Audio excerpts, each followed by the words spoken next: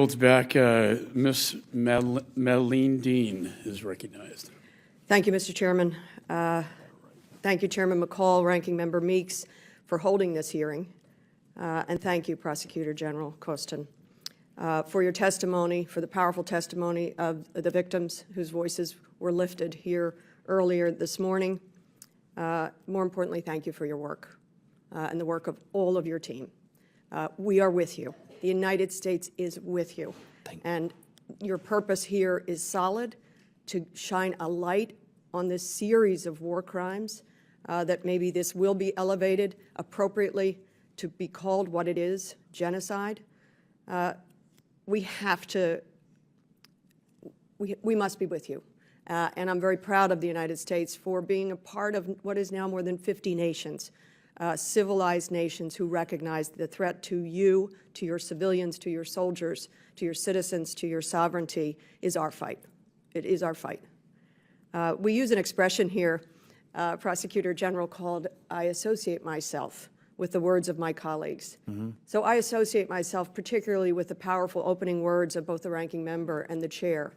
I do not associate myself with some of the lines of question that had nothing whatsoever to do with war crimes that you are telling us about, that you are illuminating, unspeakable, soul-crushing crimes. I do not associate myself with those who come in for a political stunt, clearly didn't hear the testimony, and leave the room. Having said that, I don't want to force you to repeat things, but maybe I know I was running to a vote and I heard that you were talking about survivor-centered approach. Could you tell us a little bit more? I'm particularly thinking about the children, the 361 who have been brought home. How do we help them? How is Ukraine beginning, the world beginning to help them? And of course, we have to get the others home, as well as the women and girls who have been tortured, who have been raped, and the families who have suffered that and even more. What is a survivor-centered approach? Thank you for your question, and thank you for your words of support. The survivor-centered approach means that all our investigators and prosecutors should change their approach from the inherited Soviet-style repressive system, where the main aim of the law enforcement agencies is to find the criminal, to capture, and to send him or her to jail. Whereas the interests of the victims and survivors were, in many cases, somewhere aside. And starting from sometimes, people just start to forget about them. But we understand that the victims of this war and the stories you heard today, the video which has been shown today, it really opened hearts of any human being in order to help, to support, to assist, to protect them. And this is a unique moment, not only for the survivors of war crimes, but at large to all Ukrainians, that in peacetime after the war, and maybe even in course of war, the victims and survivors of all crimes should feel that if their rights are breached, that their interests will be in center of attention of the government, namely law enforcement agencies and prosecutors. That's why during my last visit in January, I have a meeting, one of the meetings with the team of Merrick Garland in Department of Justice, and they introduced me their approach to victims and survivors.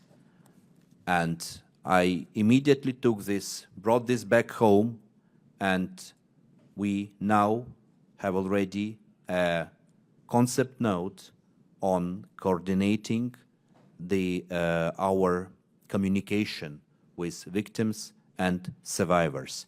As a pilot project, we will use this approach vis-à-vis victims and survivors of war crimes. But my idea is to extend it to all victims and survivors of all crimes, to change the philosophy of criminal justice of Ukraine for the sake of Ukrainian people. We are now starting process of selection of the people who will coordinate communication with victims and survivors. We will go through trainings of these specialists with the help of our international friends and allies. And I hope this will be for the sake of all Ukrainians. Well, I thank you for that, because my next question was going to be to follow up. You said the Department of Justice, Merrick Garland, has provided, in your words, unprecedented support. And clearly, that's one example.